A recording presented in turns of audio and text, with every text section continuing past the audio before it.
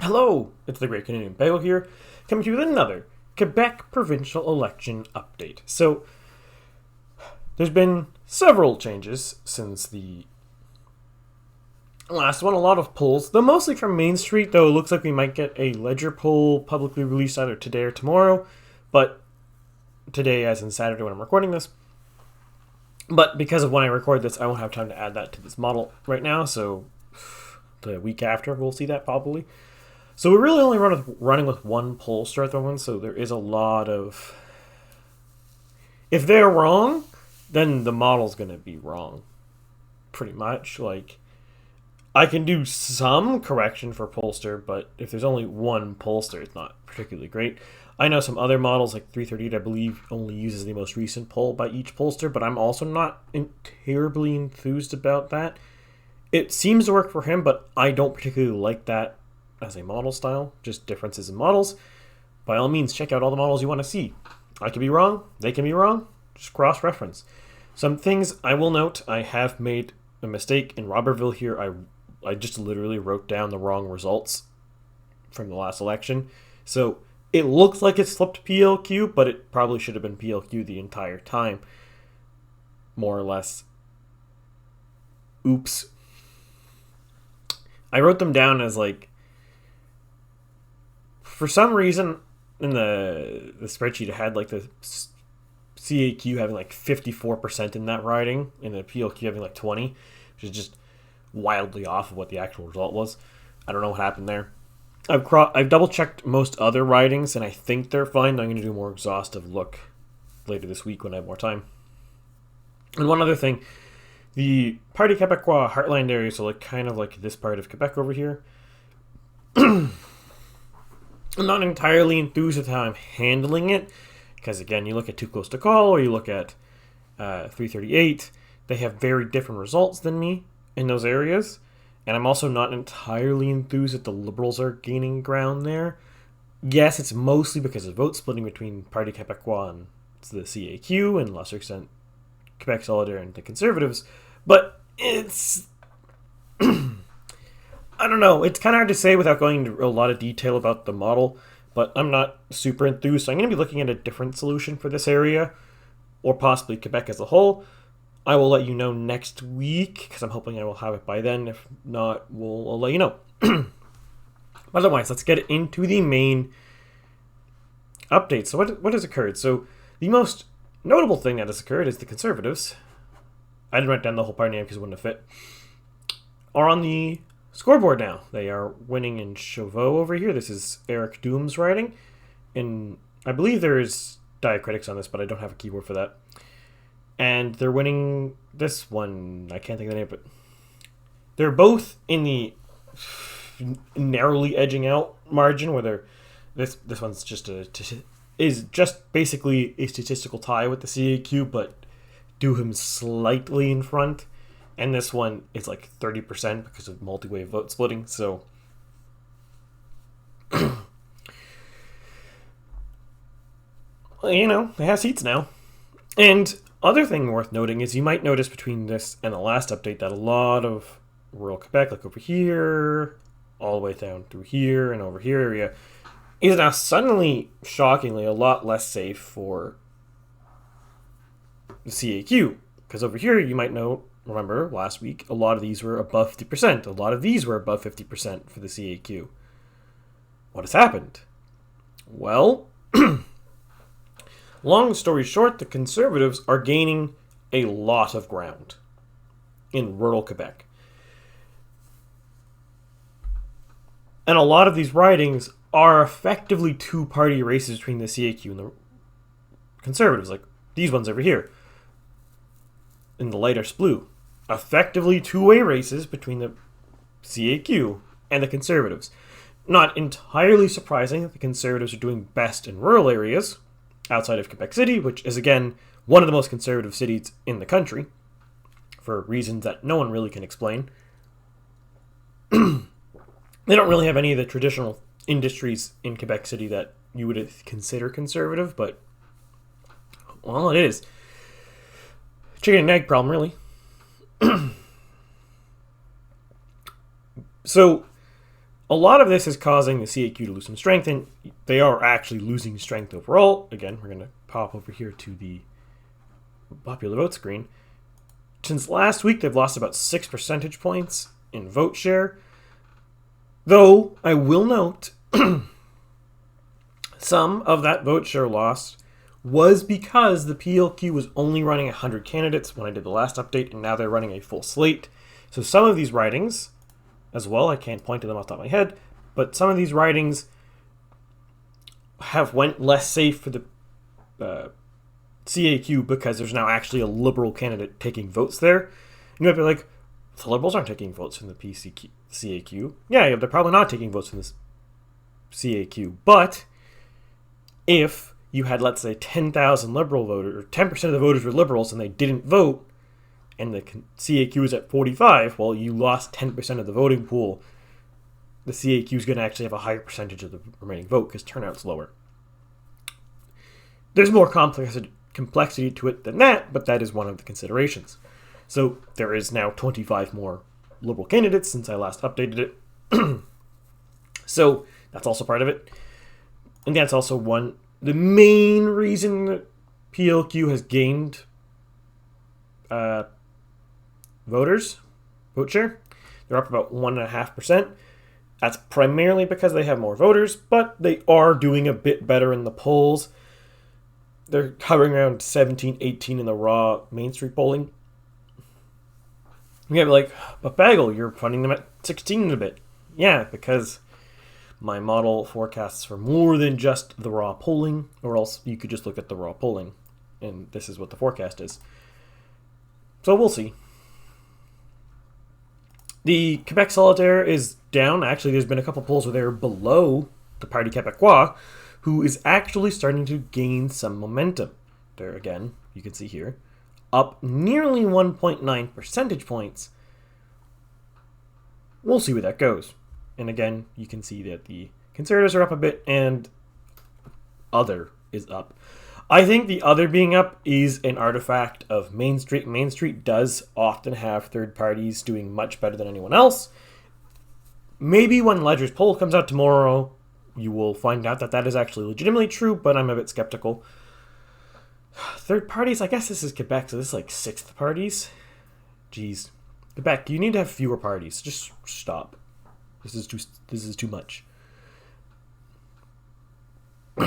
So, at this point, I think it's safe to say, unlike the last video, where it was looking like the Liberals were looking into the precipice, and they were on the verge, potentially, of being destroyed as a party, they have recovered a bit. Notably, if you look at their vote share among Anglophones, they have recovered a lot of their vote share, much probably the chagrin of the Conservatives. They have won up about they've won about 7 percentage points in the last week in vote share among the Anglophones / Allophones. So they're doing better in that, and it's if they continue the trajectory, I think they'll probably end up picking up some of these seats in Western Montreal here.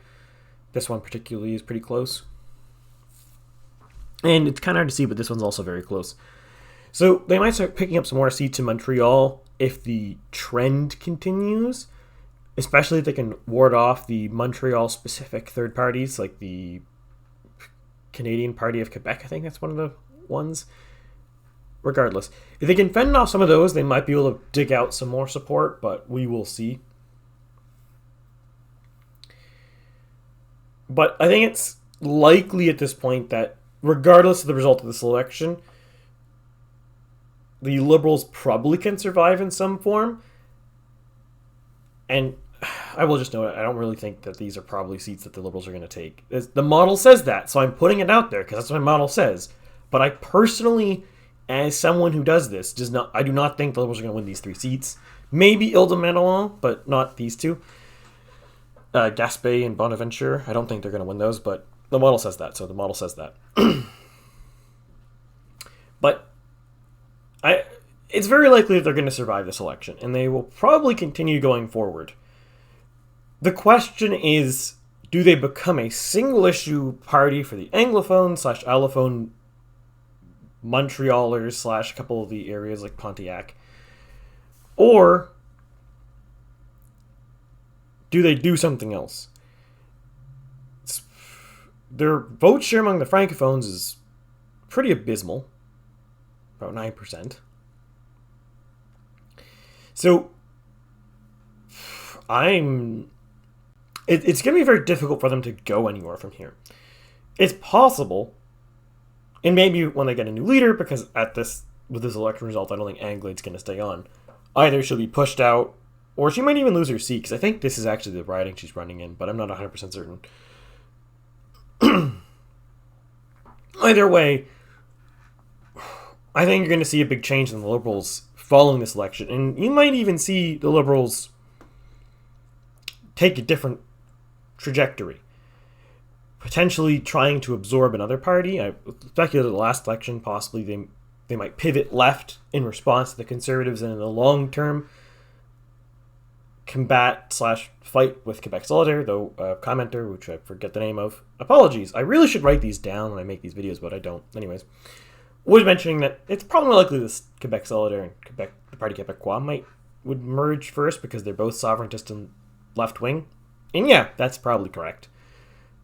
And I would say, actually, if I am correct right now, which I'm doubtful, and the Parti Québécois gets 0 seats, I think the Parti Québécois will probably merge with Quebec Solidaire, or just die. One of the two. If the Parti Québécois holds some seats, that might not happen right away. Really depends, but it's not looking great for them, though they are starting to come back a bit in the polls. The Quebec Solidaire is not doing particularly good in the polls, and I would wager a very large part of that is Legault has pivoted. Even since the start of the election, he's pivoting left. I would say 2014, the CAQ was center-right to right-wing. 2018, they were center-right. Governing, they were centrist, and now they might even be starting to slide center-left, depending on what you want to call it. Economically, probably they're sliding center-leftish. Socially, I wouldn't really say, not really certain. They are very staunch, well, they tried to be staunch anti-immigrant, but they backed down on that, but I wouldn't generally call that a position you would attribute to the left at this point in time, but we will see going forward if they continue to act like that. We'll see.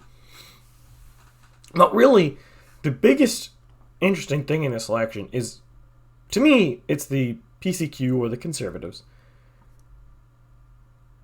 They're gaining ground and are holding their own in the polls. They're sometimes second place, sometimes first. I currently have them in second place by a good margin. Complicated reasons for that, but it is what it is. Sorry about that. But you might ask yourselves, can they win more?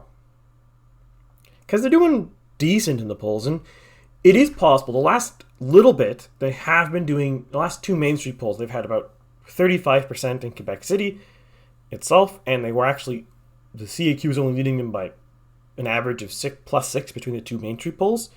So again, if Ledger or some other pollsters start showing similar trends, that could be very strong results for the Conservatives. It is a non-zero chance that they could start picking up some of these outskirt ridings of Quebec City, or possibly Jean Talon is in play more or less, because massive vote splitting. There's like 5-way vote splitting in that riding, or 4-way. Parti Québécois doesn't really hold ground there. Some of these other rural ridings too, I'm calling them rural, but I mean, these are probably rural. They're so big. Some of these more rural ridings are also in striking distance. Like some of these over here and here, I think they're only 10 percentage points behind, which is a lot, admittedly, but it is definitely within play, considering, again, we look at the spreadsheet. This is 2018 results. They had 1.4%. They are polling over 20 percentage points higher than 4 years ago. This is not necessarily the biggest gain in a party in a percentage terms in Canada's history, but this is very close to it if it's not. Other than the times when you have like a parties merge or one party completely die. The only other potential contenders might be during the birth and death of the Social Credit Party out west, but in Quebec, this is probably pretty close to the top for just gain. Like 20 percentage points. That's a lot. Even if you go by Too Close to Call or 338, they still have them gaining 14.5 percentage points in a single election. Whew. That's a lot. That's a lot of growth for a party that was fringe fifth. I'm not sure it was fifth place. It might have been a fringe sixth place party. So, the interesting question, though, out of this election, and at this point, it's still in no doubt that Legault wins, isn't who's going to win this election. It's how this election affects Quebec going forward, right? So, we largely speaking have three some flavor of sovereigntist parties. The PQ and the Quebec Solidaire are separatist, and the CAQ is soft nationalist. Though a lot of people suspect that in the end goal of the CAQ is separation. They just have a different plan on how to get there instead of just starting a referendum now. Some people have argued the idea is make Quebec financially secure so they can't even pretend to be needing the rest of the equalization program. That's possible. Because, frankly, I think the equalization program might be one of the main reasons the last referendum was voted down. Though the difficulty for the Quebec separatist groups is the Francophone percentage of the population is actually declining, which is one of the reasons why they're trying to crack down on English so hard. And, well, Legault is soft backed away from his anti-immigration position, but realistically, if you actually want to preserve French in Quebec, you probably need to reduce immigration levels. Because, frankly, immigrants coming into Canada are more likely to want to assimilate to English than French. It's just much more useful to speak English in Canada. French is really only useful in certain parts of Quebec, like rural Quebec or Quebec City, some parts of New Brunswick, and some niche areas in Ontario. Outside of that, you don't really get any use from it. Yes, there are French communities in other provinces, but not very significant.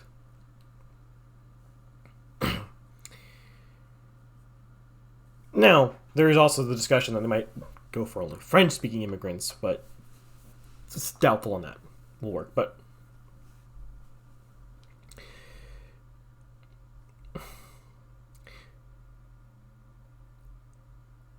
at this point, though, what I would venture to guess is if the Conservatives can gain seats and keep their momentum going and not just flash and burn in the pan, if the party has more fundamentals than basically dissatisfaction over COVID, which I think they do, I think you will see in the long term, not this election, maybe not even the next election, but over the long term, I think you will see an interesting triopoly form in Quebec.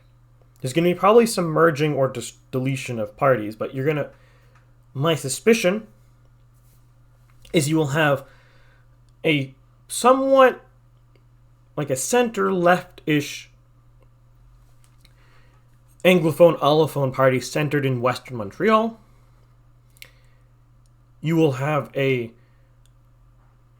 by def- by virtue of most of the rural areas speaking almost entirely French, a largely francophone party, conservative party controlling the rural parts of Quebec,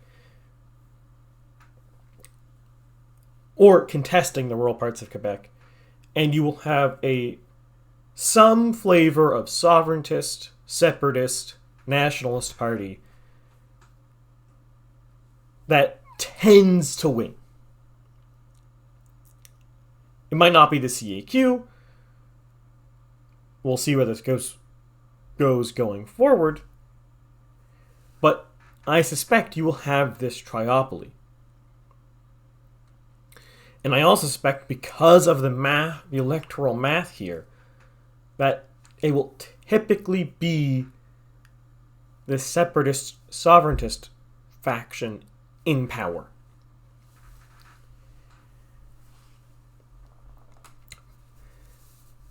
The big reason for this is vote splitting. With the center-leftish Montreal-based party, for now I'm going to call them Liberal Party, because that's what the Liberal Party is, basically, they will have probably in the realm of 20 to 30 seats typically per election in the long term. I just realized that these numbers are wrong. The Liberals should have 19 seats here, and the Liberal should have 100. Sorry about that. You will see here, I have it correct down here. Oops. But anyways, so what we're going to call them Liberals, will have 20 to 30 seats-ish, typically, and they will compete mostly in Montreal, the suburbs of Montreal, and maybe the New Brunswick border, maybe northern Quebec with the indigenous populations, and around the Ontario border down here. They'll mostly be competing there. They'll be very specific and very regional. You'll have the conservative faction, which will be mostly competing in Quebec City and some of the rural areas, like probably heavily corresponding to the federal Conservative Party, so probably this particular region.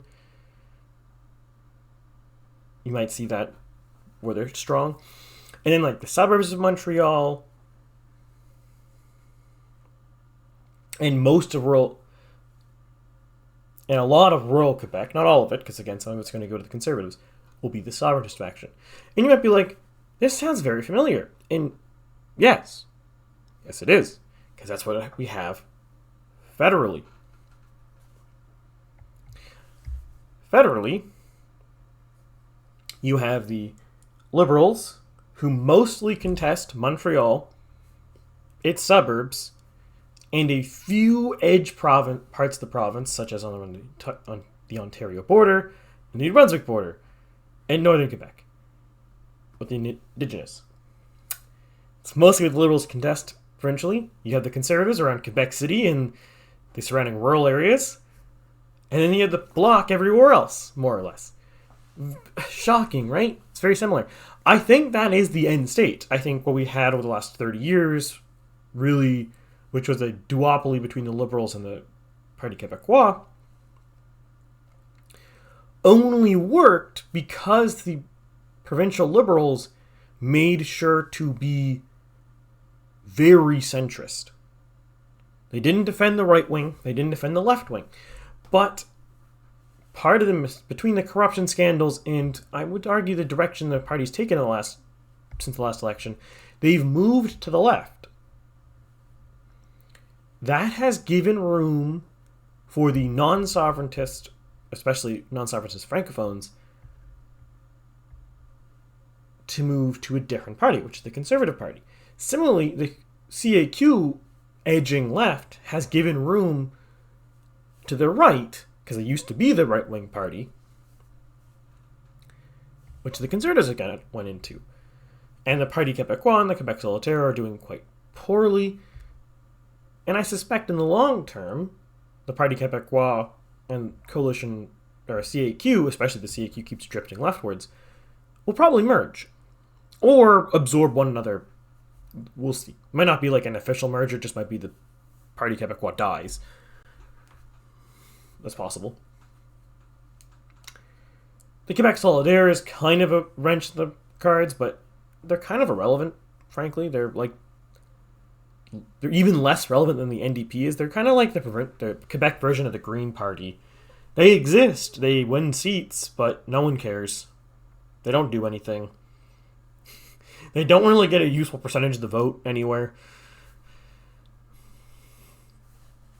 No, frankly, given how first past the post works, I don't think that party will survive very long. As long as Quebec has first past the post, I think you will see this triopoly or this duopoly form. And the only now you might think to yourself, if you are watching this video and you are probably more into politics than most people, you might be aware that first past the post tends to encourage two-party systems. How could Quebec be having a stable third-party system? Well, that's because the third quote-unquote party isn't motivated by ideology. The sovereigntists are not conservatives. They're not liberals. They're both. That's why the CAQ has drifted center, and I don't really think they're going to keep drifting left-wing, frankly. I think they'll probably stay around the center. Because if they're in the center, they basically get the exact benefit that the Quebec Liberals used to get for being around the center, and that they could get both the Conservatives and the Liberals to vote for them. They're the center. Any sovereigntist force can vote for them, and they don't feel like they're losing too much. Because if you are an arch-conservative and you vote for a socialist, you're going to get a lot of baggage you don't want. If you're an arch-conservative and you vote for a milquetoast centrist, but who's also a staunch sovereigntist, well, you're going to get staunch sovereigntism and some milquetoast policies that aren't that offensive. In that regard, it's a very strong position for them. And as long as the CAQ recognizes this and stays roughly center, I suspect they have a very good chance of not monopolizing power, but staying in power for a very long time. And if they really want to be scummy and always win, what the CAQ would do would be introduce ranked choice voting, because ranked choice voting in Quebec, I suspect, will always elect the CAQ in the current situation. And they might elect the CAQ almost the entire assembly. Like, it'd be very close. Possibly 101 seats every time. Or, well, this should be 100 seats. You might be asking yourselves, well, why would ranked choice voting so heavily help them? Well, again, it goes to the electoral math. Ranked choice voting, I have a video on this, by the way, wildly favors the person who's roughly the center of the electorate. Wildly. It will elect the exact center every single time, barring one person being wildly popular. But barring an insurgent, wildly popular candidate, ranked choice voting will always elect the most centrist person. If the CAQ sits in the center like it is, and the Liberals to the left and the Conservatives to the right, most ridings, the Conservatives will favor the CAQ over the Liberals, and vice versa.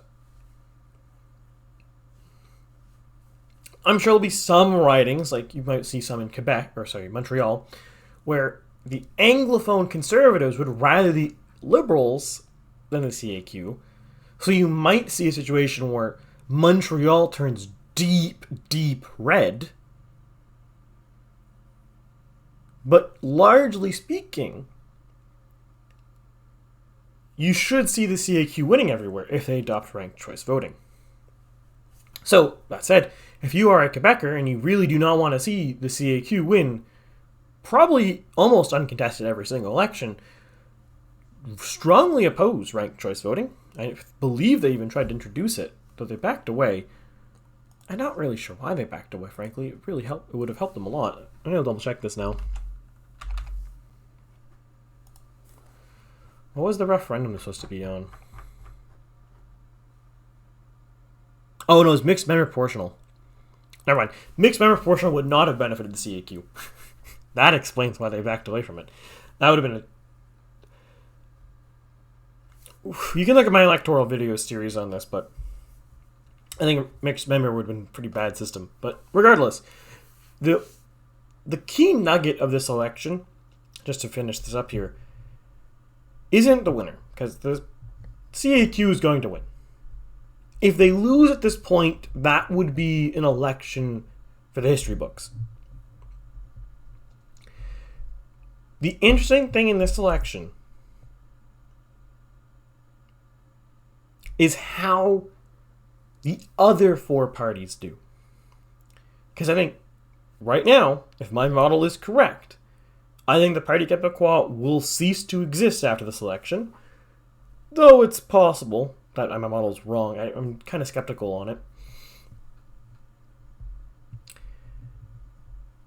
And we might see this triopoloy I just described. And if that happens, that'll be very interesting. And again, it's not unprecedented. That's kind of what the federal election looks like.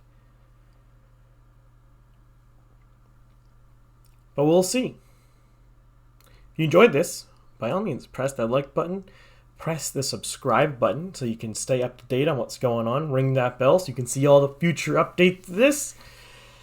And comment below what you think, or if you agree that this area is probably not correct, because I don't think it's correct, or if you have any comments or things that you think are wrong in the model. Sometimes people make these comments. There was one in a video in Arizona. Again, forget the guy's name. He's the only commenter, so it shouldn't be hard to find him. Made some comments, and you're right, he was right, there were some bugs. As a single person, my code quality control is only so good. So if you see something wrong, or you don't think it's right, you might be right. Also, polling is more of an art than a science. Modeling is more of an art than a science, so I could have a wrong assumption. So by all means, comment below. Well, with that, I wish you all a good Sunday, and I hope you have an even better week.